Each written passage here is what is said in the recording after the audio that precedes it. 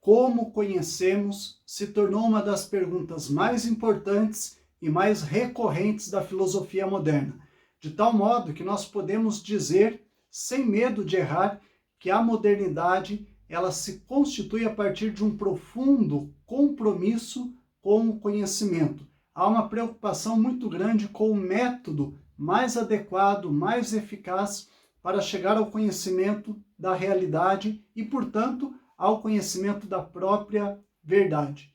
Para essa pergunta, como conhecemos, há duas grandes respostas que se estruturam ao longo dos séculos 17 e 18. A primeira grande resposta é dada pelo racionalismo francês, pelo racionalismo cartesiano. René Descartes é o grande expoente desse movimento.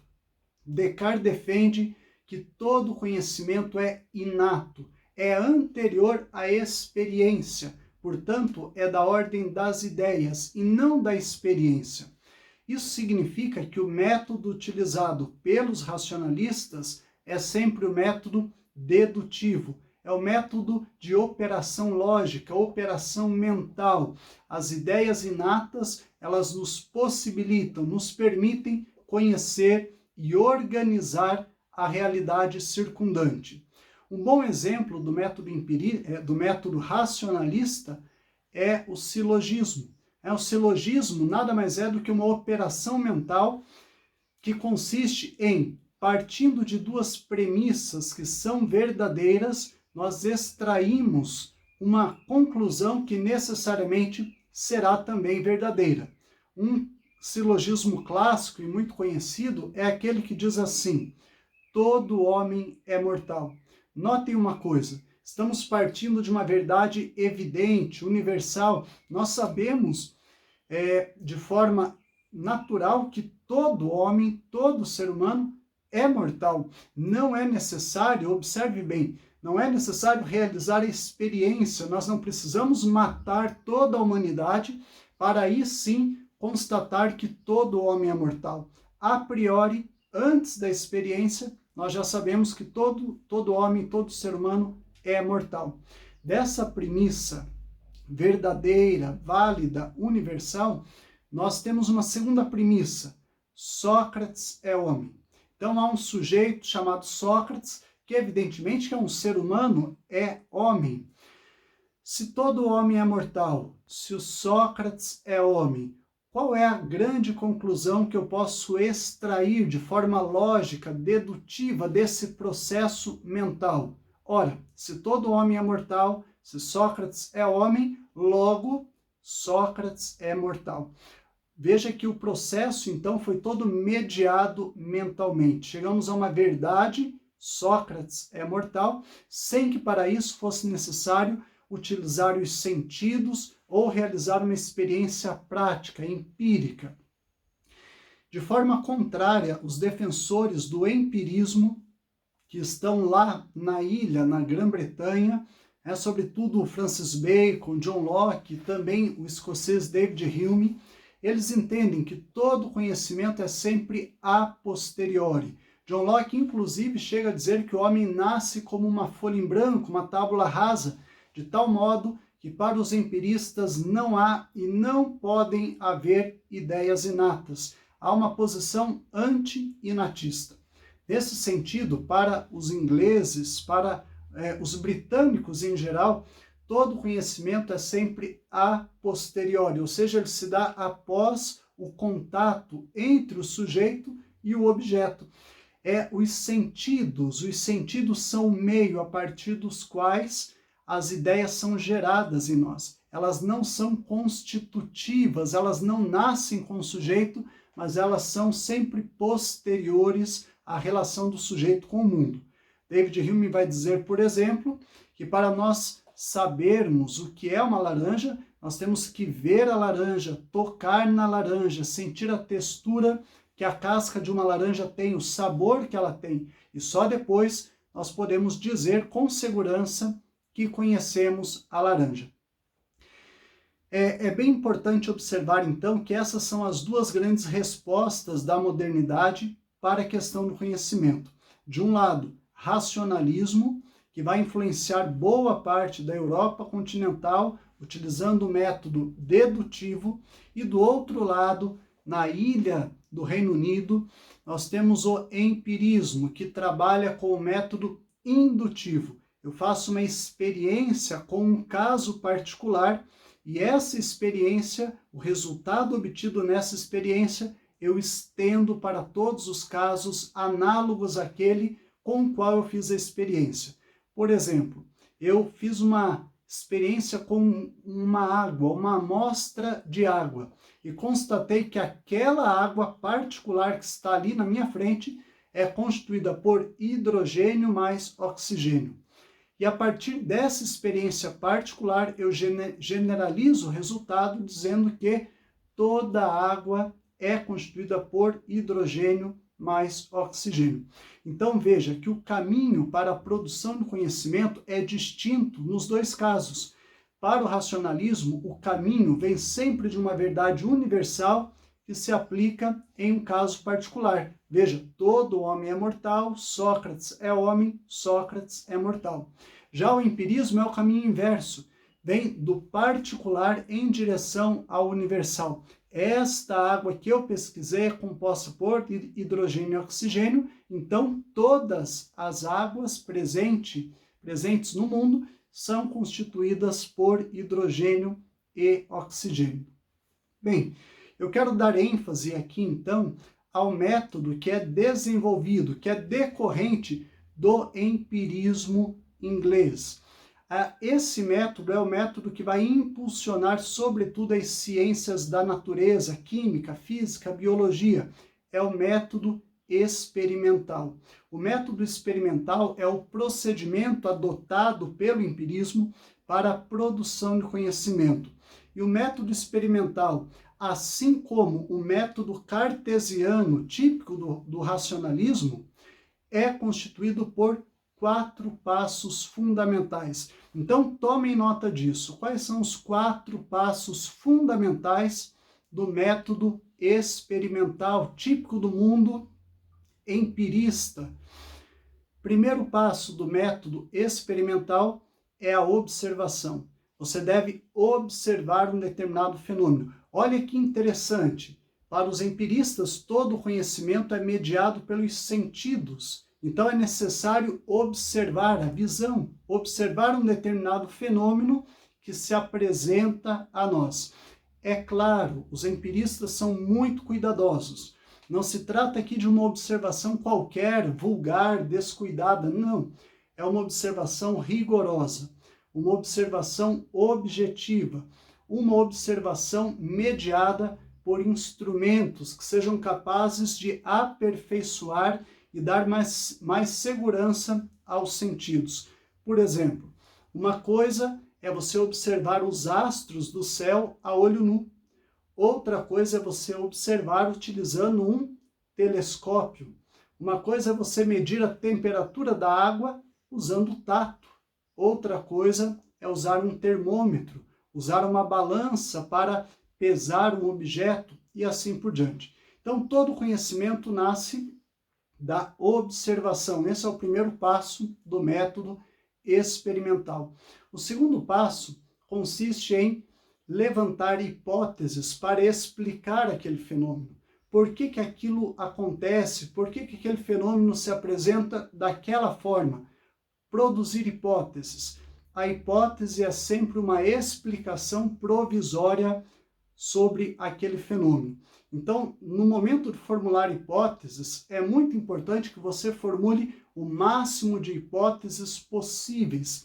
É o momento criativo da ciência. Temos que criar hipóteses, tentar explicar aquele fenômeno que até então não tem uma explicação satisfatória, segura e confiável. Formule hipóteses. A hipótese pode nascer a partir de um insight, aquele momento que você tem um estalo luminoso e nasce uma hipótese, mas também pode surgir a partir de outros meios, como a analogia, observando um fenômeno e por analogia estendendo aquele fenômeno para este que você está observando. Formule hipóteses. Depois, o terceiro passo do método consiste em fazer com que aquelas hipóteses sejam testadas, validadas ou refutadas. Portanto, o terceiro passo do método experimental é a experimentação. É talvez um dos momentos mais importantes, porque para cada hipótese formulada, você deverá agora necessariamente submeter essas hipóteses a uma experiência empírica, se for possível, empírica.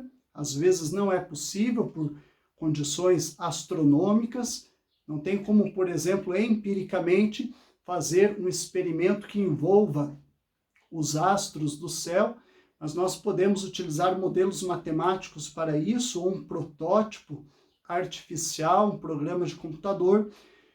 Então, realizar experimentos para validar ou refutar as hipóteses. Você vai, para cada hipótese, desenvolver uma experiência, até que uma hipótese sobrevive à testagem, à experiência empírica. E aí, quando uma hipótese sobrevive à experiência, você solucionou o problema. Você encontrou a resposta que tanto procurava. E aí é o momento, então, de apresentar essa resposta para a comunidade científica. Quarto passo do método, que é a generalização. Se este fenômeno se comporta deste modo por este motivo, ora, então todos os fenômenos análogos a este que eu observei também se comportam do mesmo modo e pelo mesmo motivo. E aí eu posso criar uma lei geral aplicando o resultado que eu encontrei a todos os fenômenos que são iguais ou idênticos àquele que eu observei. A generalização, que é o último passo do método, nada mais é do que o momento em que nós transformamos uma descoberta científica em uma lei científica. Recapitulando, 4 passos do método experimental. Primeiro, observação.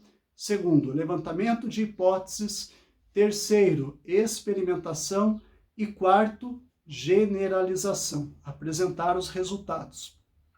Nós podemos citar vários exemplos que utilizam ou utilizaram o método experimental. Tem um caso bem interessante que aconteceu na França, final do século XVIII, início do século XIX, com os criadores de ovelha. Então, um exemplo para ilustrar isso que nós estamos falando aqui. Na França, houve um fenômeno sem explicação, que foi a morte de várias ovelhas. Várias ovelhas, da noite para o dia, amanheciam mortas, sem uma explicação plausível para esse fenômeno. Então, veja, observou-se um fenômeno. Um cientista levantou uma hipótese que consistia na ideia de que talvez fosse um bacilo que estivesse matando as ovelhas e seria possível, segundo a hipótese dele, isolar esse bacilo, extrair uma pequena carga viral desse bacilo e injetar esse bacilo em ovelhas saudáveis, de tal modo que o próprio organismo dessas ovelhas criariam resistência imunológica, de tal modo que quando elas fossem contaminadas pelo bacilo com carga viral completa, elas não seriam infectadas, porque elas teriam resistência imunológica, estariam vacinadas. Essa foi a hipótese. Muitos cientistas acharam um absurdo, uma loucura, mas ele foi para o terceiro passo do método, que é a experimentação. Ele pegou 3 grupos de ovelhas, separou esses 3 grupos, eram um total de 60 ovelhas, esse é um caso real. Ele separou um grupo de controle com 10 ovelhas saudáveis, não fez nada, deixou elas isoladas. Outros 2 grupos, cada qual com 25 ovelhas. Em um primeiro grupo, ele injetou uma pequena quantia da carga viral e dias depois ele injetou o bacilo com a carga viral completa. E no terceiro grupo, ele injetou apenas o bacilo com carga viral completa. Deixou esses 3 grupos isolados e depois de algum tempo voltou para observar o resultado.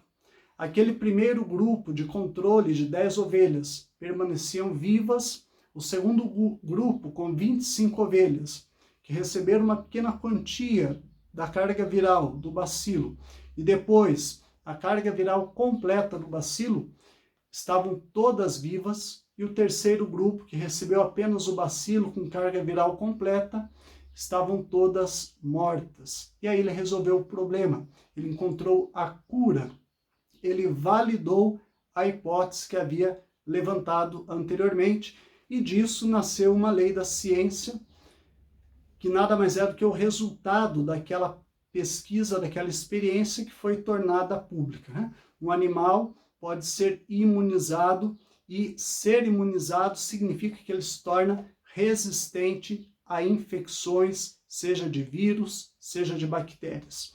Bem, esse é um exemplo que ilustra bem a importância do método experimental, que até hoje faz parte da nossa vida o tempo todo, o dia todo.